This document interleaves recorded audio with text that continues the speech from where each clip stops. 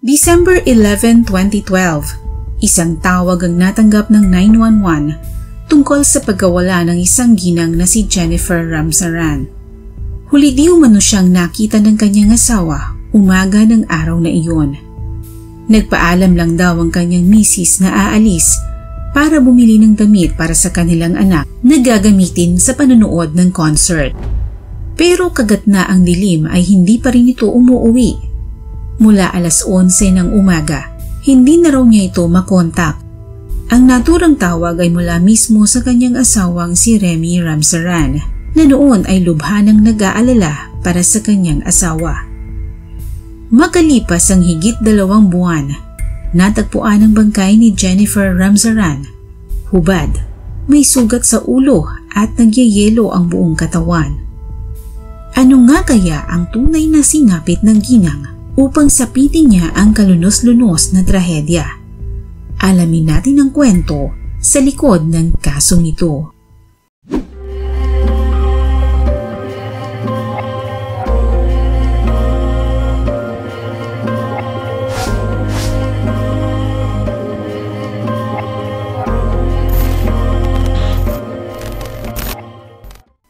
Para sa kasong ito, dumako tayo sa New Berlin, New York sa Amerika kung saan naninirahan ang mag-asawang Jennifer at Ganesh Remy Ramzaran na parehong ipinanganak noong taong 1975. Noong taong 2013, 13 taon ng kasal ang mag-asawa.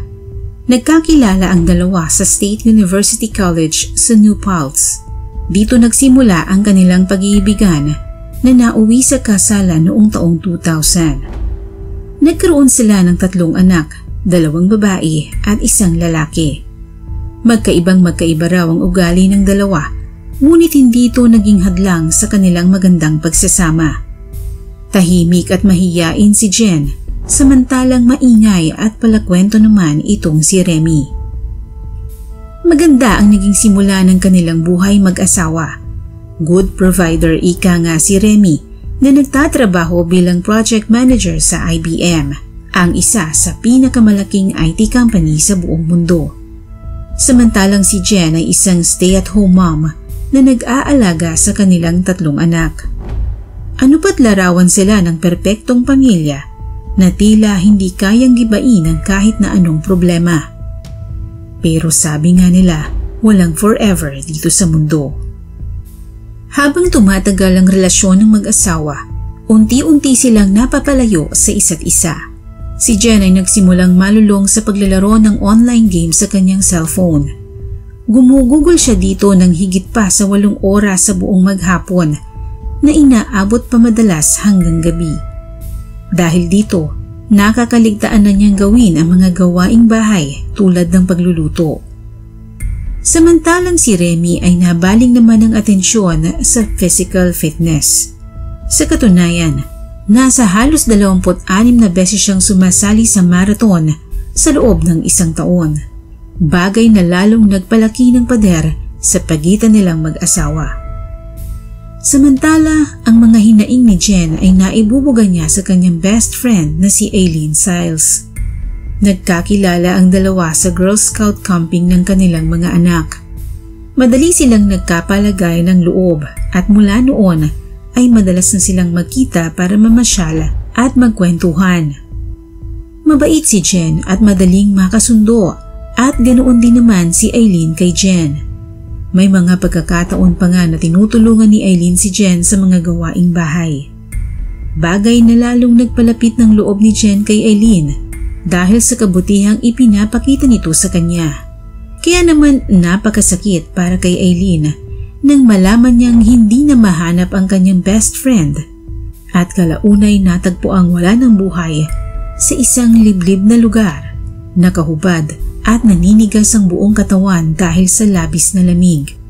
May sugat sa kanyang ulo, tanda ng malakas na pagkakapalo na siya nitong ikinamatay.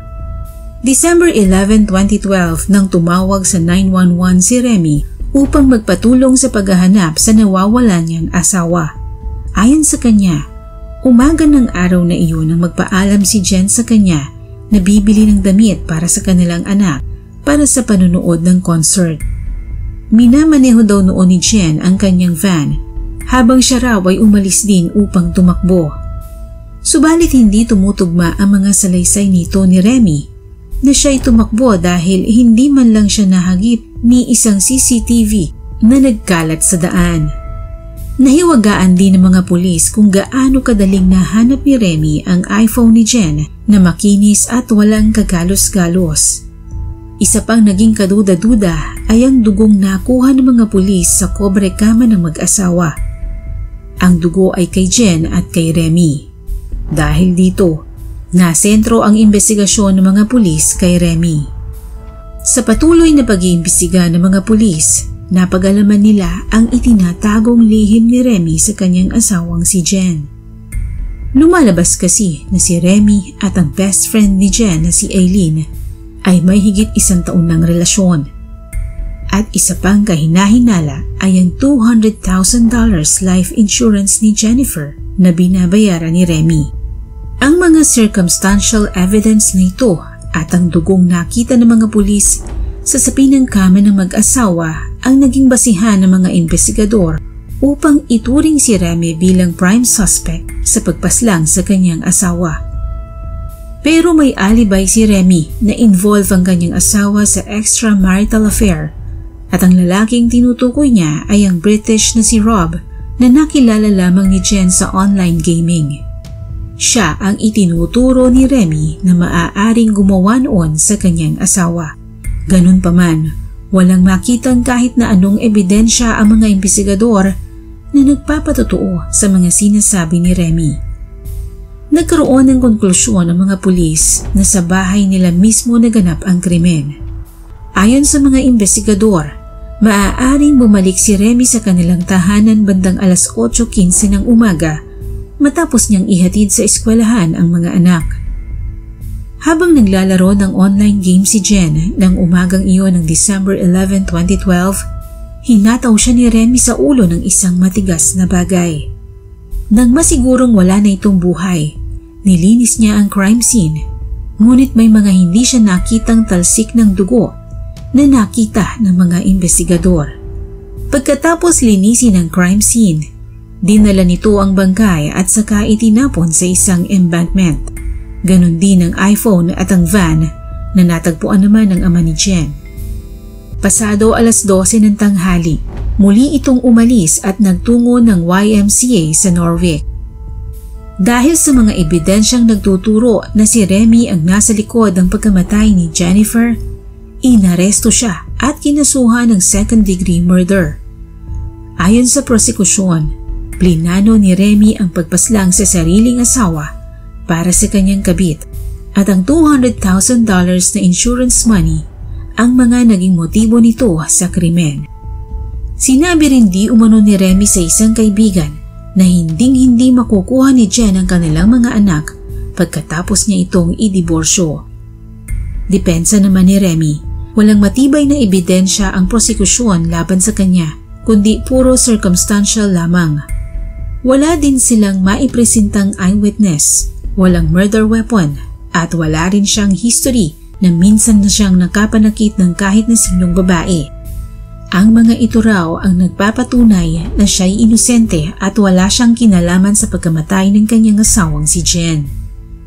Bagamat patuloy niyang itinatanggi ang krimen, hinatulan siya ng guilty sa second-degree murder at napatawa ng parusang pagkakulong sa loob ng 25 taon hanggang habang buhay na pagkabilanggo.